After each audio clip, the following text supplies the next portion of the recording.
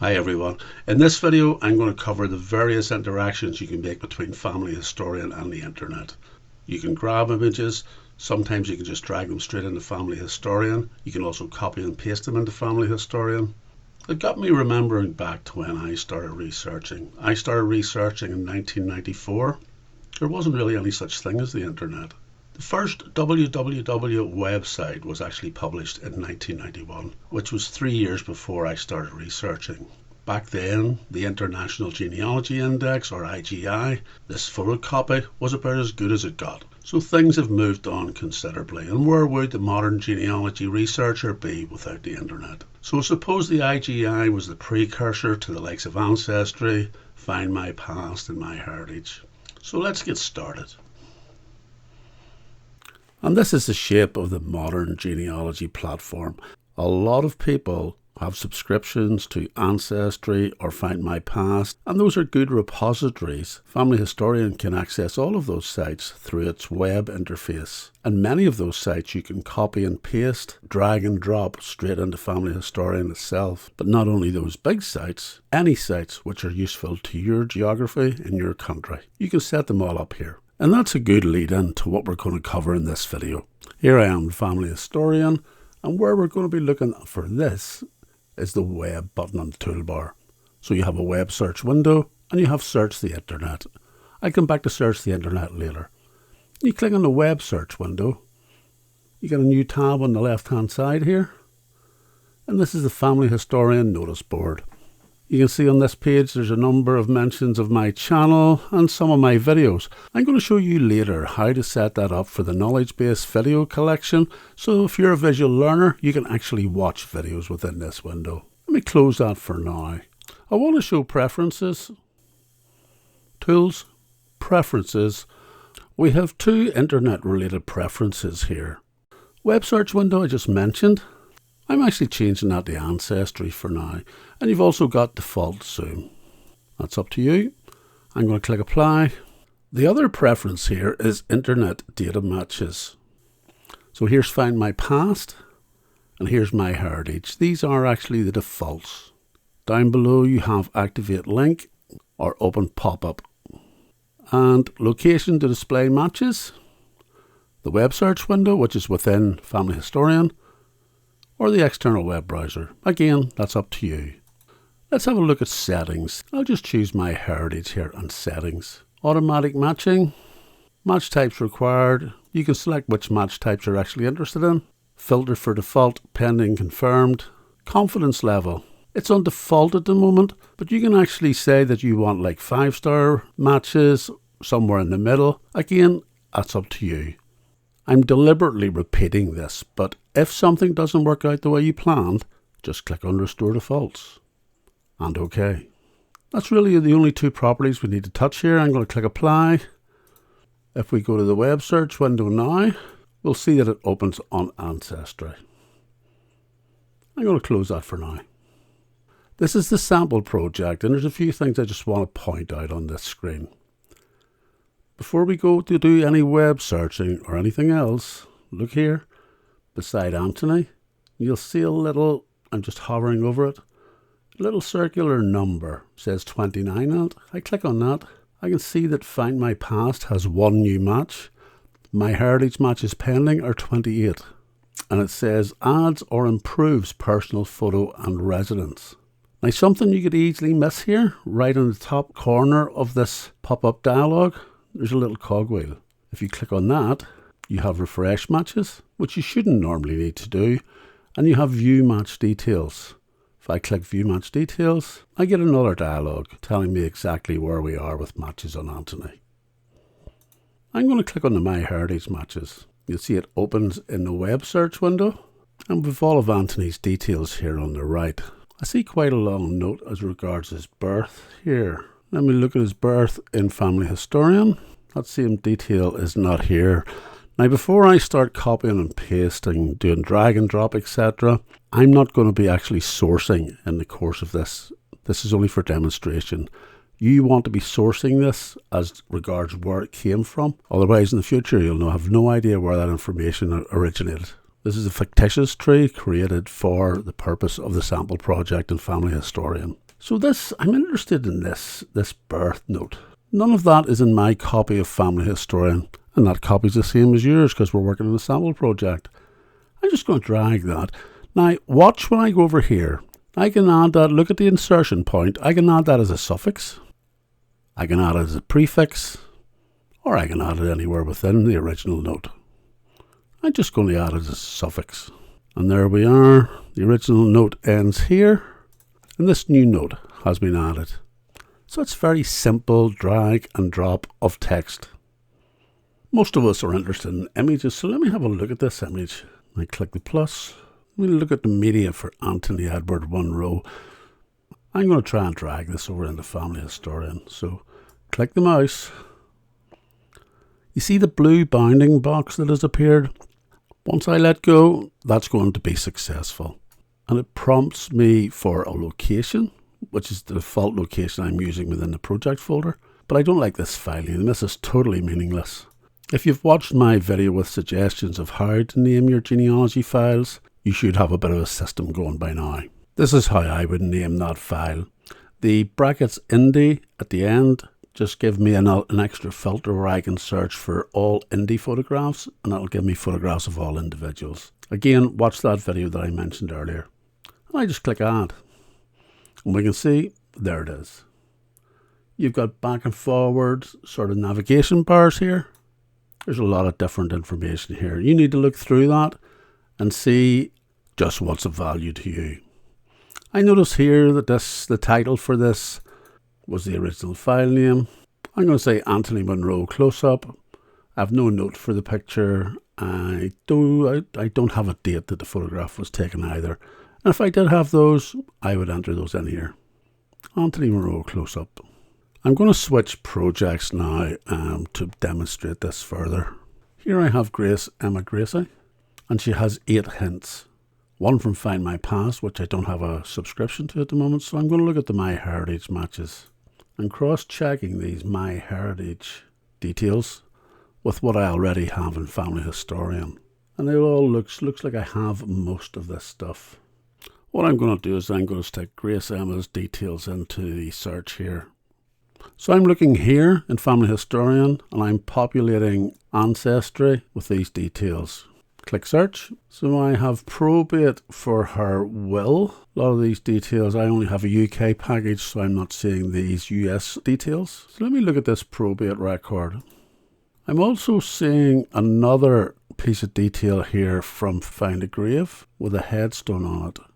And I'm going to look at that in a second. So to begin with, I'm going to click this link. And I know this is going to link out to another website. This is the Public Records Office of Northern Ireland.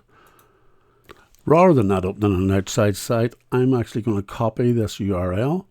I'm going to open another web search window. I'm going to replace Ancestry in this tab with the will calendars. And here we have Grace Emma. Search. Here is her probate. So I'm going to add a probate record here. More fact types. Probate. And the date of probate is 9 September 31. Place is Belfast. Address is not necessary. So I want to copy this detail here. I'm going to stick that in the note. So again, I highlight it. I simply drag it to this note. So now I have all those details. Let me go back here. I'm interested in this. I've already entered these details. Here they are here. Burial place is Portadown, County Armagh, Northern Ireland. St Matthias Parish Churchyard. I've got that in the address, which is where it should be. And there's some other details here. I click on this Find a Grave link. And I've actually got a photograph of Grace Emma. If I go to her media. Now, can I drag this over? Some images you can drag and you get the blue bounding box. Some you have to employ some other tricks. Let me try this. I've got the blue bounding box. I give it an appropriate file name and click add. And don't forget at this stage, before you clutter your media gallery, give it a nice title. I don't know the date. If I go to facts, burial, and look, this is the media button for the fact. I don't have this image, and of course I want this image. Here's the image. Now, will it let me drag it across? It does. And again, I give it an appropriate title, and in this case, the suffix is bury. Click add, and there we are. Let me show you a few changes I've made because I'm about to make my first suggestion for maybe future development. On the top tab I have Ancestry. Second tab I have MyHeritage. Third tab, FindMyPast. I don't have a subscription there at the moment. Fourth is Family Search. Fifth is Find a Grave. And a site that I use quite often now is Discover Ever After. I've got a lot of Gracies here to research. And if we go down, some photographs. I want to see, this is not Grace Emma Gracie. I want to see if this site allows me to drag the image, because not always you can drag the image. Here's the photograph. I click over to media here. You see now, that won't let me drag that. And that's one of the things I wanted to point out to you. When it doesn't drag, your second option is right click on the image. And yes, we do have copy image. So when I copy the image, and this would be going under burial, if I right click here, I can say paste copied image. And again, give it a name, add, and there's the image. So that's option 2 for getting stuff from the web. Right click, copy image if that option is available. And then in Family Historian, right click and paste copied image. Now that should be going on her burial fact, but it's not even for this person. I just wanted to show you that. I haven't come across a fully protected one yet, and Ancestry is normally where you would find these, where you neither have the drag and drop, nor do you have the copy image. If the copy image is not there, use the Windows snipping tool. Press the plus button and just drag around it. So that is now on your clipboard. Paste copied image is available on the right hand side. Give it a name, add, and there's another photograph in there. So that's a third option if sites are trying to prevent you from taking those images. So my first observation is, wouldn't it be nice? I've got Ancestry, MyHeritage, FindMyPast. These are the websites that I use very regularly. Like your browser, wouldn't it be nice if there was a possibility of those being restored on startup? Those are my favorite sites for researching. Yours are going to be different. You might be researching in New Zealand, Australia, United States with particular websites that have no interest to me. So it'd be nice if those restored on startup. So things here are kind of personalized if that happens. Maybe an idea for the future. For now, I'm going to close all these. I want to cover search the internet. And that brings you up this window. Now you can see down here, Grace Emma, 1888, 1931, but it's greyed out. Go to this one, it's greyed out. American Ancestors, it's not greyed out. It'll be greyed out if it's not possible for Family Historian to directly send those personal details off to the site. But you can still visit the site and pump them in manually. The first thing I want you to do when you get here is click on the More button, which opens up this side pane. Now, American Ancestors, I'm not going to be using, so I can hide that. And the Swedish ones I'm not going to be using, I can hide that. And it's making this list shorter. You can also look at this list: standard sites only, bookmarks only, search now sites only. The search now sites are the sites which will not be greyed out here. So they're going to send those details off directly to the provider. You can work behind this window. And what I do, I have 2 monitors. I'll flash up an image, a still image of them. I drag this off onto my side monitor and I keep it open there. So I go bookmarks only, and I'm going to see my favorite sites here. I don't think this is remembered from session to session, but it's just one click away. This button here, check search tool updates. I already have the latest version. I mentioned bookmarks, and creating a bookmark is simple. Go to New, your name for it, paste in the URL. You can add a description if you like. Once you're done, just click Add. The problem is that that's going to go to the bottom of the list. So for Will calendars, it's off my normal view. I can see it by doing bookmarks only. The only other way to reorder things on this list is by clicking edit and maybe putting an ampersand in front of the description. So if you don't like clicking bookmarks all the time and you want to sort these yourself, do that here and just save a click or two. So I suppose for my second observation, wouldn't it be nice if you're on bookmarks and that's your preference, that preference was restored session to session? What about these hidden ones? Where are the hidden ones? If I go to all sites and click on show hidden, I can see that there's several here hidden. Any one of these, say for example this French one, I can highlight it and I can click show to bring it back to the main list. You have a few options on the bottom. Go to site simply takes you to the site. Search now will search with these details. I'm going to search for Grace Emma on family search. Let me move this over to the side. Certainly these top three relate to my individual. So again, more research and more facts than I can possibly add to Grace Emma Gracie. So going back to my little researcher, estate records, church records, library records, newspaper records, I can drag those all into Family Historian. I almost forgot to do the snippet I promised on visual learning. I'm going to jump into preferences through this shortcut. And in my web search window, I'm going to change this and I'm going to change it to this. That's the home of the Family Historian knowledge base videos. I'm going to apply. So when I go to web now and web search window, I go straight into the home of the knowledge base videos. My videos are here and a lot of other contributors' videos are here also.